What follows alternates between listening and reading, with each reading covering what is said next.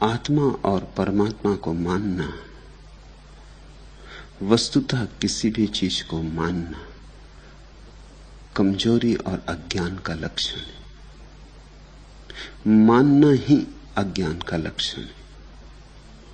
जानने वाला मानता नहीं, जानता है, मानने की कोई जरूरत नहीं।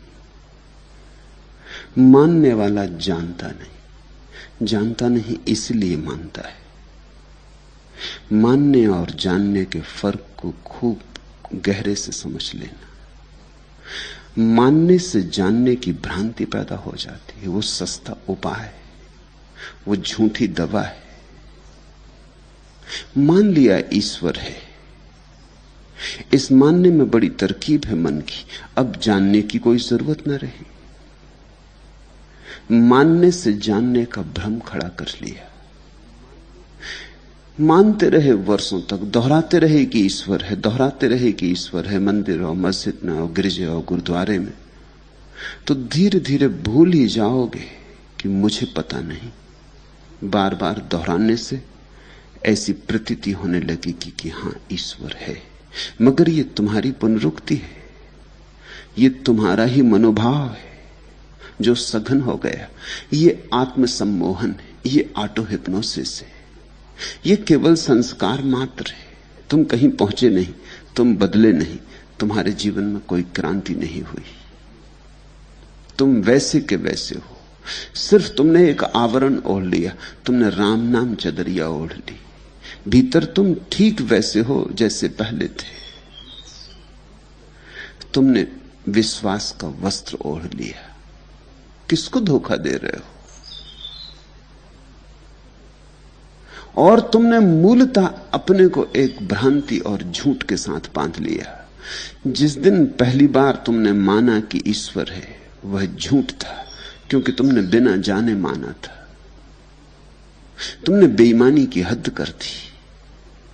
तुम संसार में धोखाधड़ी करते थे, ठीक। तुम बाजार दुकान पर धोखाधड़ी करते थे, ठीक। तुम मंदिर में भी अपना झूठ ले आए। तुम तो न बदले मंदिर में आके, तुमने मंदिर का ही रूप बदल दिया। मंदिर भी विकृत हुआ, भ्रष्ट हुआ तुम्हारे साथ। तुम तो न तर सके नाव को लेकर, नाव को डुबा बैठे। आप डुबनते पांडे ले डूबे जिजमान। और जब पहले दिन ही बात झूठ थी, तो दोहराते दोहराते अंतिम दिन कैसे सच हो जाएगी? झूठ दोहराने से सच होता है, लाख दोहराओ झूठ झूठ है। लेकिन झूठ दोहराने से प्रतीत होता है कि सच हो गया। अडोल्फ हिटलर ने यही अपनी आत्मकथा मेन केव में लिखा है कि झूठ को दोहराते जाओ, दोहराते दोहराते एक दिन सच हो जाता है। सुनो ही मत किसी की, दोहराते जाओ। बार बार सुनने से लोगों को भरोसा आने लगता है कि सच ही होगा। जब इतनी जगह दोहराया जा रहा है, इतने लोग दोहरा रहे हैं, इतने मंदिर मस्जिद, इतने पंडित पुरोहित, इतने मौलवी दोहरा रहे हैं एक ही बात। माँ बाप, स्कूल, समाज, संस्कृति सब दोहरा रहे हैं, ईश्वर है। इस दोहराने वालों की जमात में तुमने भी दोहराना शुरू कर दिया, और धीरे धीरे लगेगा कि सच हो गया। लेकिन झूठ कभी सच नहीं होता। दोहराने से कैसे कोई बात सच हो सकती? तुम लाख दोहराते रहोगे, पत्थर गुलाब का फूल है, पत्थर पत्थर है, गुलाब का फूल नहीं होगा। लेकिन यह हो सकता है कि बहुत बार दोहराने से तुम्हें गुलाब का फूल दिखाई पड़ने लगे। वो झूठा गुलाब का फूल होगा, वो सपना है जो तुमने पत्थर पे आरोपित कर लिया। कुछ दिन मत दोहराओ, फिर पत्थर पत्थर हो जाएगा। पत्थर कभी कुछ और हुआ ही न था, पत्थर पत्थर ही था। सिर्फ दोहराने से तुम भ्रांति में पड़े थे। सब चीजें तुमने झूठ कर डाली, तुमने धर्म भी झूठ कर डाला है। इसलिए बुद्ध कहते हैं ना तो ईश्वर को मानने की जरूरत है, ना आत्मा को मानने की जरूरत है। मानने की जरूरत ही नहीं है।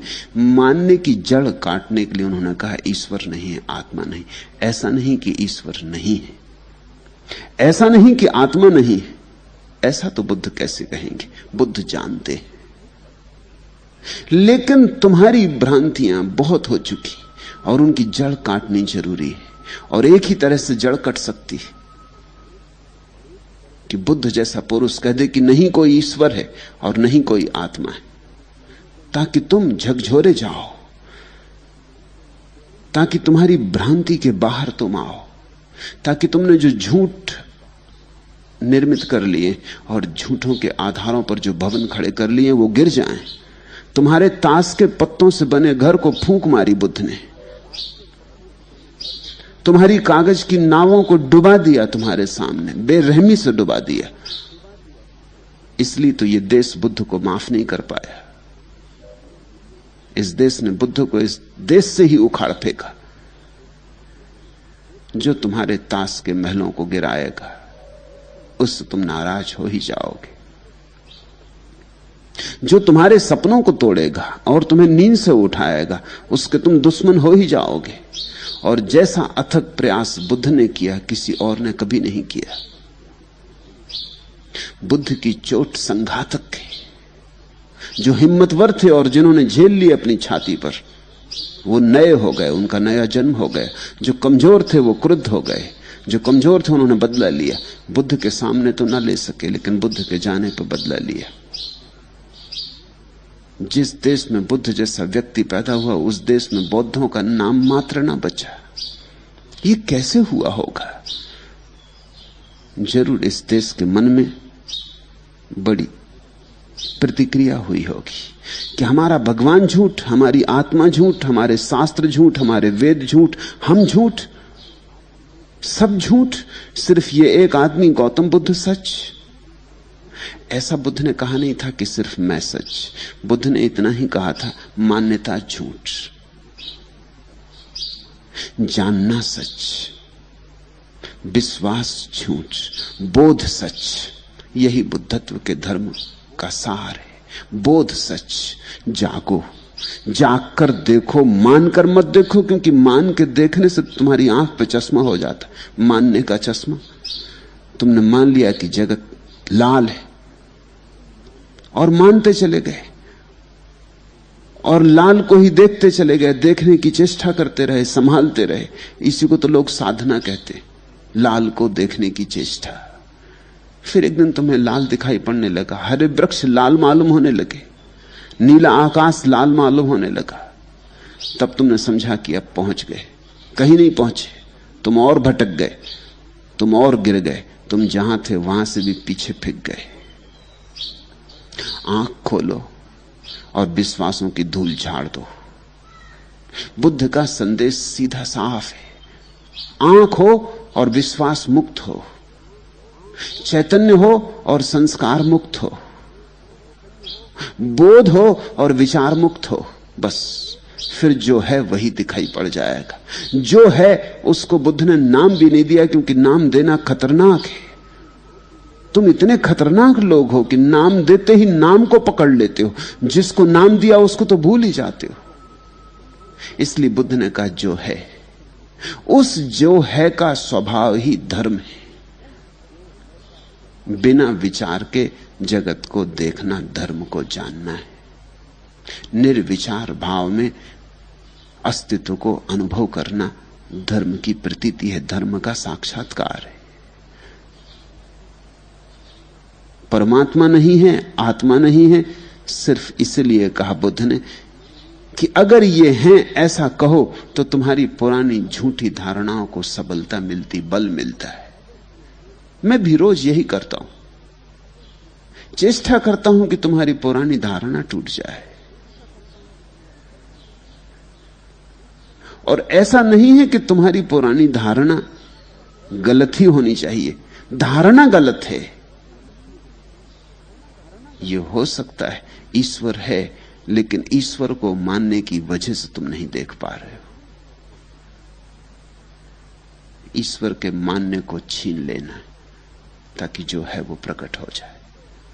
फिर दोहरा दूं, कमजोर आदमी मानता है, कायर मानते, जिनमें थोड़ा साहस है, हिम्मत है, वो जानने की यात्रा पर चलते। जानने की यात्रा पर बड़े साहस की जरूरत है। सबसे बड़ा साहस तो यही है कि अपनी सारी मान्यताओं को छोड़ देना, मान्यताओं को छोड़ते ही तुम्हें लगेगा कि तुम अज्ञानी हो गए, क्योंकि तुम्हारी मान्यताओं के कारण तुम ज्ञानी प्रतीत होते थे। एकदम नग्न हो जाओगे, अज्ञानी हो जाओगे, सब हाथ से छूट जाएगा, सब संपदा तुम्हारे तथाकथित ज्ञान की। इसके लिए हिम्मत चाहिए। धन छोड़ने के लिए इतनी हिम्मत की जरूरत नहीं, क्योंकि धन बाहर है। ज्ञान छोड़ने के लिए सबसे बड़ी हिम्मत की जरूरत है, क्योंकि ज्ञान भीतर बैठ गया है। धन तो ऐसा है जैसे वस्त्र किसी ने पहने, फेंक दिए, नग्न हो गया। ज्ञान ऐसे है जैसे हड्डी, मांस, मज्जा, चमड़ी, उखाड़ो, अलग करो, बड़ी पीड़ा होती। इसलिए लोग धन को छोड़कर जंगल चले जाते हैं, लेकिन ज्ञान को साथ ले जाते। हिंदू जंगल में बैठ के भी हिंदू रहता है, जैन जंगल में बैठ के भी जैन रहता है, मुसलमान जंगल में बैठ के भी मुसलमान रहता है। क्या मतलब हुआ? संस्कार तो साथ ही ले आए, कहते हो समाज को छोड़ दिया। क्या खाक छोड़ा? जिस समाज ने तुम्हें ये संस्कार दिए थे वो तो तुम साथ ही ले आए। यही तो असली समाज है जो तुम्हारे भीतर बैठा है। समाज बाहर नहीं, समाज बड़ा होशियार है और कुशल है। उसने भीतर बैठ के तुम्हारे अंतस्थल में जगह बना दी। अब तुम कहीं भी भागो वो तुम्हारे साथ जाएगा। जब तक तुम जागोगे नहीं, समाज तुम्हारा पीछा करेगा। बुद्ध ने कहा जागो। जागकर जिसका दर्शन होता है उसको ही उन्होंने धर्म कहा। वह धर्म शाश्वत है, सनातन है। एस धम्मो सनातनो। धर्म तुम्हारा स्वभाव है, अस्तित्व का स्वभाव, तुम्हारा स्वभाव, सर्व का स्वभाव। धर्म ही तुम्हारे भीतर श्वास ले रहा है, और धर्म ही वृक्षों में हरा होकर पत्ते बनाए, और धर्म ही छलांग लगाता हरिण में, और धर्म ही मोर बन के नाचता है, और धर्म ही बादल बन के घिरता है, और धर्म ही सूरज बन के चमकता है, और धर्म ही है चांद तारों में, और धर्म ही है सागरों में, और धर्म ही सब तरफ फैला है। धर्म से मतलब है स्वभाव। इस सब के भीतर जो अंतस्थल है वह एक ही है, जीवंतता अर्थात धर्म, चैतन्य अर्थात धर्म, ये होने की शाश्वतता अर्थात धर्म। ये होना मिटता ही नहीं। तुम पहले भी थे, किसी और रूप, किसी और रंग, किसी और ढंग में। तुम बाद में भी होगे, किसी और रंग, किसी और रूप, किसी और ढंग में। तुम सदा से थे और तुम सदा रहोगे, लेकिन तुम जैसे नहीं। तुम तो एक रूप हो। इस रूप के भीतर तलाशो, जरा खोदो गहराई में। इस देह के भीतर जाओ, इस मन के भीतर जाओ, और वहां खोजो जहां लहर सागर बन जाती, जहां लहर सागर है। जब भी तुम सागर में उठी किसी लहर में जाओगे तो थोड़ी देर में, देर अबेर सागर मिल जाएगा। ऐसे ही तुम एक लहर हो। लहरें बनती हैं, मिटती हैं, सागर न बनता न मिटता। सागर शाश्वत है, सनातन है। लेकिन तुमने लहर को खूब जोर से पकड़ लिया है। तुम कहते हो मैं ये लहर हूं, और तुम ये भी चिंता में लगे हो कि कैसे ये लहर शाश्वत हो जाए। ये कभी ना हुआ है ना होगा। लहरें कैसे शाश्वत हो सकती? लहर का तो अर्थ ही है जो लहराई और गई, आई और गई, वही लहर। लहर कैसे शाश्वत हो सकती है? बनती नहीं कि मिटने लगती, बनने में ही मिटती। तुम तो जन्मे नहीं और मरने लगे। जन्म के साथ ही मृत्यु शुरू हो गई। लहर तो बनने में ही मिटती। लहर शाश्वत नहीं हो सकती। लहर को शाश्वत बनाने का जो मोह है, इसी का नाम संसार है। ये चेष्टा कि जैसा मैं हूं ऐसा ही बच जाऊं। बड़े कंजूस, ऐसा ही बच जाऊं जैसा हो, और जैसे हो इसमें कुछ सार नहीं मिल रहा है। मजा ये है, जैसे हो इसमें कुछ मिला नहीं, न कोई सौंदर्य, न कोई सत्य, न कोई आनंद, फिर भी जैसा हूं ऐसा ही बना रहूं। तुमने कभी सोचा कि अगर ये तुम्हारी आकांक्षा पूरी हो जाए तो इससे बदतर कोई दशा होगी? तुम जैसे हो अगर ऐसे ही रह जाओ सदा सदा के लिए, ऐसे ही जैसे तुम हो, ठहर जाओ, तुमने सोचा भी नहीं, तुम घबरा जाओगे। तुम कहने लगोगे नहीं प्रभु भूल हो गई, ये प्रार्थना वापस लेता हूं, ऐसा ही रह जाऊंगा, ठहरा, रुका, अवरुद्ध, कष्टपूर्ण हो जाएगा। नहीं, मुझे जाने दो, नए को आने दो। संसार है मैं जैसा हूं वैसे ही रहने की आकांक्षा, सन्यास है जैसा हो वैसा ही हो जाने की तत्परता। जैसा हो, आज आदमी तो आदमी, कल कब्र में पड़ोगे और घास बन के उगोगे, हरी घास कब्र पर। परम सुंदर है। आदमी से थक नहीं गए, घास नहीं होना है, घास का फूल नहीं बनना है। आज आदमी हो, कल आकाश में बादल होकर मंडराओ। आज आदमी हो, कल एक तारे होकर चमको। आज आदमी हो, कल एक गौरैया होकर गीत गाओ सुबह सुबह सूरज के स्वागत में। आज आदमी हो, कल गुलाब का फूल बनो कि कमल बन के किसी सरोवर में तैरो। आदमी ही रहोगे, इसी लहर के साथ जड़ता को पकड़ लोगे। आज पुरुष हो कल स्त्री, आज स्त्री हो कल पुरुष। रूप को बहने दो, धारा को बहने दो, इस सरिता को रोको मत, अवरुद्ध मत करो। जो हो उसका स्वीकार तथाता सन्यास। जैसा मैं हूं बस ऐसा ही रहे सदा, ऐसी जड़ आग्रह की अवस्था, ऐसा दुराग्रह संसार। संसार में अगर दुख मिलता है तो इसलिए दुख मिलता है क्योंकि जो नहीं हो सकता उसकी तुम मांग करते हो। और सन्यासी अगर सुखी है, प्रफुल्लित है, आनंदित है, तो कोई खजाना मिल गया है उसे। वो खजाना क्या है? वो खजाना यही है कि जो होता है वो उसी के साथ राजी। जैसा होता है उसमें रत्ती भर भिन्न नहीं चाहता, भिन्न की आकांक्षा गई, उसकी कोई वासना नहीं, वो कुछ मांगता नहीं, वो प्रतिपल जीता है आनंद से। जवान है तो जवानी में प्रसन्न है, और बच्चा था तो बच्चे में प्रसन्न था, और बूढ़ा हो जाएगा तो बुढ़ापे का सुख लेगा। जीता था तो जीने का गीत देखा और जीने का नाच, और मरेगा तो मृत्यु का नाच देखता हुआ मरेगा। जहां है जैसा है उससे अन्यथा या कहीं और होने की आकांक्षा नहीं। ऐसी जब दशा बन जाएगी तो जो तुम्हें ज्ञात होता उसका नाम धर्म है। फिर तुम्हें सागर का पता चलता है। तरंगों से तुम मुक्त हो गए, लहरों से मुक्त हो गए, और निश्चित ही सागर शाश्वत है। बुद्ध ने उसी को धर्म कहा है जिसको दूसरों ने ईश्वर कहा है। बुद्ध को उसी ने धर्म कहा है जिसको दूसरों ने आत्मा कहा है। लेकिन आत्मा और ईश्वर के साथ ज्यादा खतरा है, धर्म के साथ उतना खतरा नहीं। ईश्वर का मतलब हो जाता है कोई बैठा आकाश में चला रहा सारे जगत को, चलो इसकी खुशामद करें, स्तुति करें, इसको प्रसन्न कर लें किसी तरह, तो अपने लिए कुछ विशेष आयोजन हो जाएगा, अपने पर दया हो जाएगी, इसकी अनुकंपा अपने को मिल जाए, तो हम दूसरों से आगे निकल जाएंगे धन में, ध्यान में। तो हमारी जो मांगे हैं हम इससे पूरी करवा लेंगे। चलो इसके पैर दबाएं, चलो इससे कहें कि हम तुम्हारी चरण रज।